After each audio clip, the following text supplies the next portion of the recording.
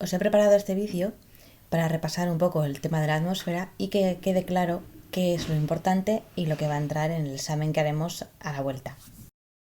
Lo primero que tenemos que hacer es fijarnos en la hoja que os entregué al comenzar la unidad y en la parte superior tenéis el apartado de contenidos donde vamos a ir explicando qué es lo que tenemos que saber de cada uno de estos puntos. Los puntos que habéis ido trabajando en cada uno de los pasos de la WebQuest coinciden más o menos con los puntos de estos contenidos. Vamos a empezar hablando un poco de la atmósfera, que si os fijáis en el esquema de inicio corresponde al punto 1.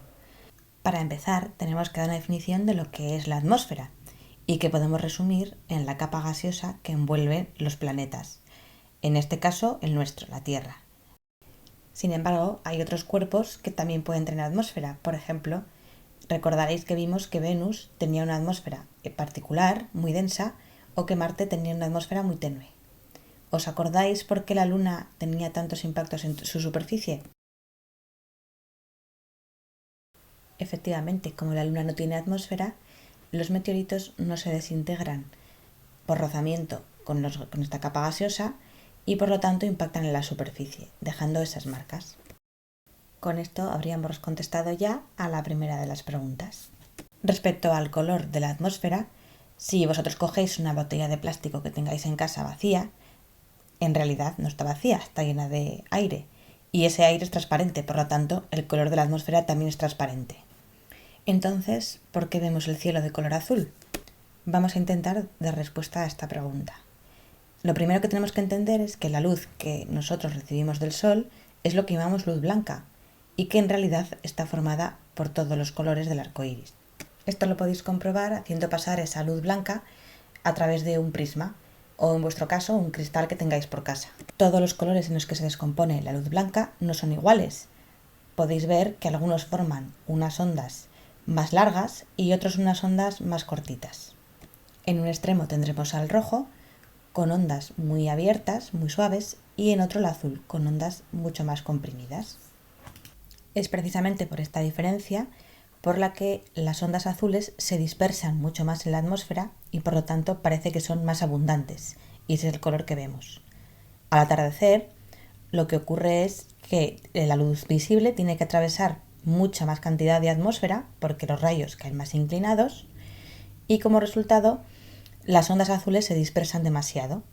Por lo tanto, da la impresión de que ese color y el resto desaparecen, todos excepto el rojo, que es el que vemos al atardecer, que al tener esas ondas más largas, más amplias, se observa con más facilidad. Una característica muy importante del aire que forma la atmósfera es que tiene masa. ¿Qué quiere decir esto? Simplemente que está formado por materia. Como podéis comprobar con el experimento del vídeo, un globo no pesa lo mismo en una balanza si lo llenamos que si está vacío. Y eso quiere decir que el aire que hemos introducido en el interior tiene una cierta cantidad de masa, que es muy pequeña, pero que es masa. Y precisamente el resultado de que el aire tenga masa es que también ejerce una presión sobre cualquier cuerpo que se encuentra sobre la superficie de la Tierra. El concepto es muy similar a lo que ocurre cuando nosotros buceamos en una piscina. Cuanto más nos sumergimos y más hacia el fondo vamos, más notamos todo el peso de la columna de agua que tenemos por encima, sobre todo en los oídos, que nos empiezan a doler. Pues lo mismo nos ocurre con todo el peso del aire, de la atmósfera que tenemos por encima nuestro, que ejerce una presión sobre nosotros. No podemos notarlo porque estamos acostumbrados a esa presión, que es relativamente constante, aunque, como veremos más adelante, sí que varía algo en la superficie terrestre o cerca de ella y como consecuencia tendremos diferentes fenómenos atmosféricos.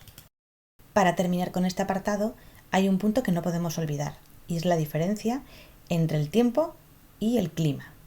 Entendemos por tiempo meteorológico el estado de la atmósfera en un lugar concreto y en un momento concreto. Por ejemplo, podemos decir hoy está lloviendo en Laredo, hoy está haciendo un día ventoso, pero solamente nos referiremos al tiempo que hace ese día. Por otro lado, el término clima hace referencia al conjunto de todos los tiempos meteorológicos que ocurren a lo largo del año en una región concreta. Por ejemplo, podemos decir que los veranos tienen temperaturas cálidas y los inviernos son lluviosos y fríos. Comprender esta diferencia es muy importante, así que si tenéis cualquier duda, consultádmela a través de Classroom.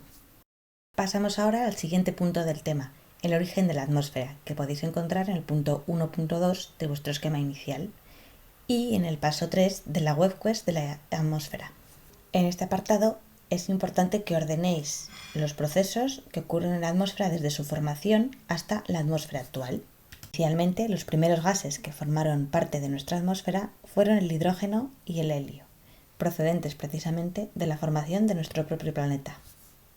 Como resultado de la intensa actividad volcánica de ese periodo, a esa atmósfera primitiva se le añaden dióxido de carbono, vapor de agua, nitrógeno y gases ricos en azufre.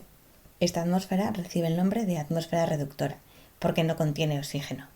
A medida que la Tierra se fue enfriando, ese vapor de agua que estaba en la atmósfera formó nubes y precipitó. Estas intensas precipitaciones dieron lugar a la capa líquida de nuestro planeta, la hidrosfera. Así, la composición de la atmósfera se mantuvo uniforme durante varios millones de años, hasta hace aproximadamente unos 3.500 millones de años.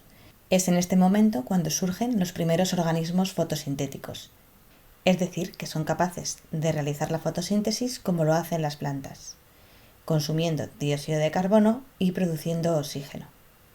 En este caso no se trataba de plantas, sino de bacterias fotosintéticas, conocidas con el nombre de cianobacterias. Tanto en el pasado como en la actualidad podemos encontrarlas formando colonias y una serie de estructuras que reciben el nombre de estromatolitos y que se consideran auténticos fósiles vivientes. Gracias a estas bacterias, la atmósfera se empobreció en dióxido de carbono y se enriqueció en oxígeno. Aquí podéis ver un breve resumen de todos estos procesos que hemos comentado. Así terminamos el punto 1 de los contenidos y en el próximo vídeo veremos el punto 2, la composición y estructura de la atmósfera.